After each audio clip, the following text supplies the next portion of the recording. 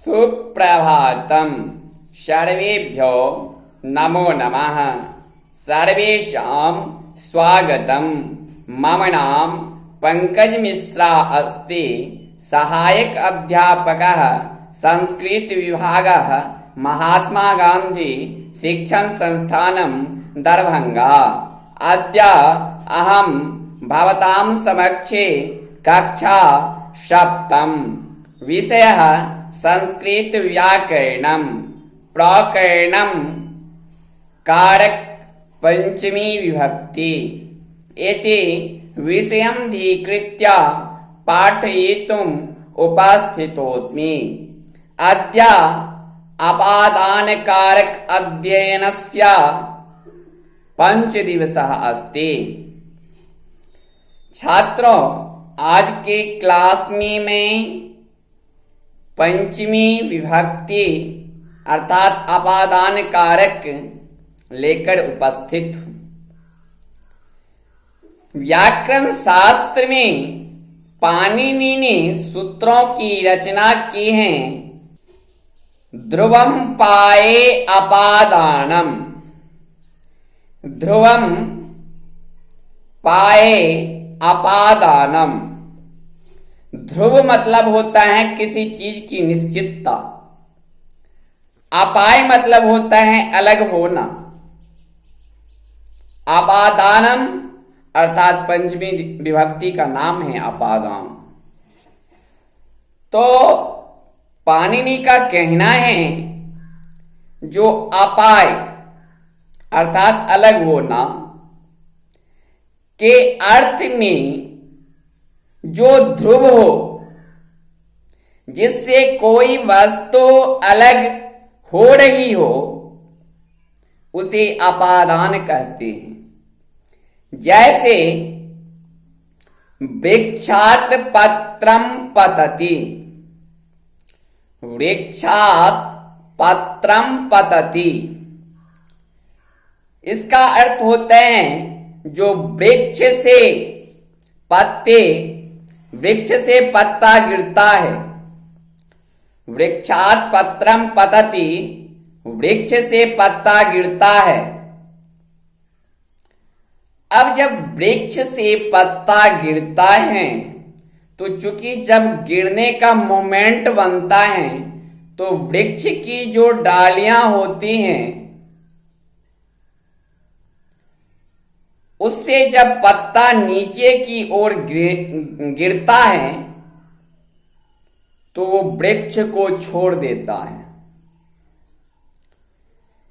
इस स्थिति में अपादान कारक होगा। जब अपादान कारक होगा तो उसमें पंचमी विभक्ति का प्रयोग निश्चित ही होगा। तो वृक्षात् पत्रम पतति वृक्ष से पत्ता गिरता है, इसलिए वृक्ष शब्द से अपादान कारक पंचमी विभक्ति का एक वचन में वृक्षात् शब्द बनता है। अब हम दूसरा उदाहरण के माध्यम से देखें तो सह ग्रामात् गच्छति। वह गांव से जाता है। सह ग्रामात् गच्छति वह गांव से जाता है। तो चूंकि जब कोई व्यक्ति गांव से कहीं बाहर जाता है तो गांव को छोड़ करके जाता है। अब उस परिस्थिति में उस ग्राम शब्द में अपादान कारक पंचमी विभक्ति का प्रयोग होगा। सः ग्रामात् गच्छति वह गांव से जाता है। वृक्ष से पत्ते गिरते हैं तो वृक्षात् पत्राणि पतन्ति। एक पत्ता गिरता है तो वृक्षात् पत्रम पतति। और वृक्ष से पत्ते गिरते हैं अर्थात इसका बहुत सारे पत्ते का बोध करवा रहे हैं। तो उसके साथ हम बहुवचन का प्रयोग करेंगे, तो वृक्षात पत्राणि पतन्ति। अब हम तीसरा यदि उदाहरण में लें तो महेश आसन से उठता है। महेश आसन से उठता है, तो महेशः आसनात् उत्तिष्ठति। महेशः आसनात् उत्तिष्ठति। महेश आसन से उठता है। अब हम देखते हैं कि आसन शब्द में अपादान कारक का प्रयोग हुआ है। चूंकि महेश जब आसन से उठता है तो आसन को क्या करता है, वो आसन को छोड़ देता है। इसलिए आसन शब्द में पंचमी विभक्ति का प्रयोग किया गया है। अब हम चौथा यदि उदाहरण के माध्यम से ले तो गंगा हिमालय से निकलती है। गंगा हिमालय से निकलती है, तो गंगा हिमालयात् प्रभवति। गंगा हिमालय से निकलती है, तो गंगा हिमालयात् प्रभवति। जब गंगा हिमालय से निकलती है तो हिमालय को क्या करती है, छोड़ देती है।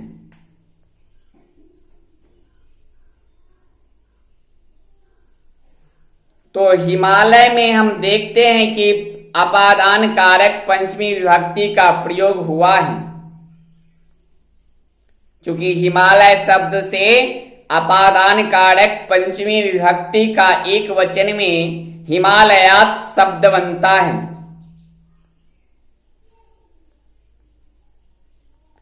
अब हम पांचवा यदि उदाहरण के माध्यम से ले, जो बालक सीढ़ी से गिरता है।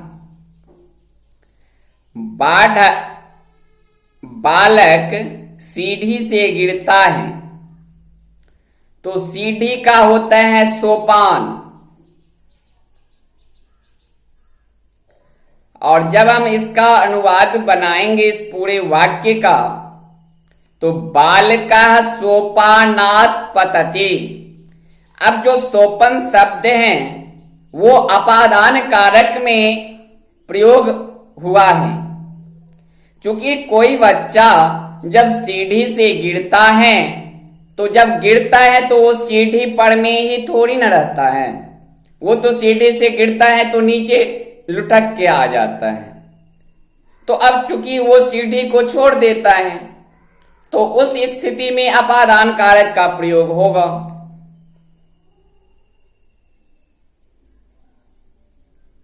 अब हम छठा यदि हम उदाहरण में ले, तो सभी विमान से उतरते हैं।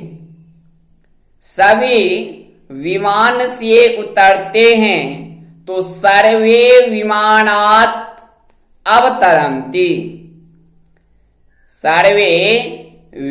सर्वे विमानात् अवतरन्ति।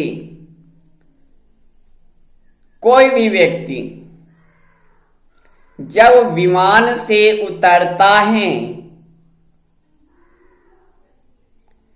तो विमान को छोड़ देता है। तो जिसको छोड़ता है उसमें अपादान कारक पंचमी विभक्ति का प्रयोग होता है। अब जब कोई विमान से उतरता है तो विमान को छोड़ देता है, तो विमान में अपादान कारक लगेगा। और जब विमान में अपादान कारक का प्रयोग होगा तो इस तरह से अनुवाद होगा इसका, जो सर्वे विमानात् अवतरन्ति। सभी विमान से उतरते हैं। इसी के साथ आज का क्लास में यही समापन करता हूं। अगली क्लास में हम अपादान कारक पंचमी विभक्ति के बारे में आगे पढ़ाएंगे। धन्यवाद। जयतु संस्कृतम जयतु भारतम।